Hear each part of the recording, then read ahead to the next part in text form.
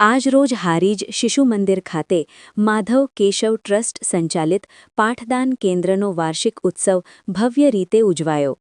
આ પ્રસંગે આમંત્રિત મહેમાન તરીકે શ્રી પ્રફુલ્લાબેન રાજેશકુમાર ઠક્કર તથા પ્રેરણાદાયક વક્તા તરીકે શ્રી જગદીશભાઈ પાવરા ઉપસ્થિત રહ્યા હતા. નમસ્કાર દર્શક મિત્રો, SS2 ન્યૂઝને સબસ્ક્રાઇબ કરો અને અમને ફેસબુક અને ઇન્સ્ટાગ્રામ પર ફોલો કરો. જોડાઓ.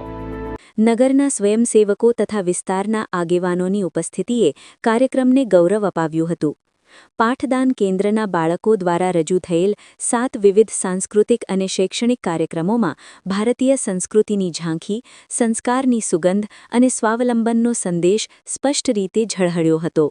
બાળકોને પ્રોત્સાહન રૂપે ચોપડાનું વિતરણ કરવામાં આવ્યું, જે તેમની શિક્ષણ યાત્રામાં એક મહત્વપૂર્ણ પગલું સાબિત થશે. આ સમગ્ર કાર્યક્રમને વિસ્તારના તમામ લોકોએ હર્ષોલ્લાસ સાથે આવકાર્યો હતો. કાર્યક્રમમાં ભારતીયતા, સંસ્કાર, સ્વાવલંબન અને ભારતીય સંસ્કૃતિના મૂલ્યોને મજબૂતીપૂર્વક પ્રસ્તુત કરીને સમાજને સકારાત્મક દિશામાં પ્રેરિત કરવામાં આવ્યો હતો. આવો ઉત્સવ માત્ર એક કાર્યક્રમ નહીં, પરંતુ ભવિષ્યના સશક્ત, સંસ્કારી અને સ્વાવલંબનશીલ ભારતના નિર્માણ તરફનું એક સકારાત્મક પગલું છે.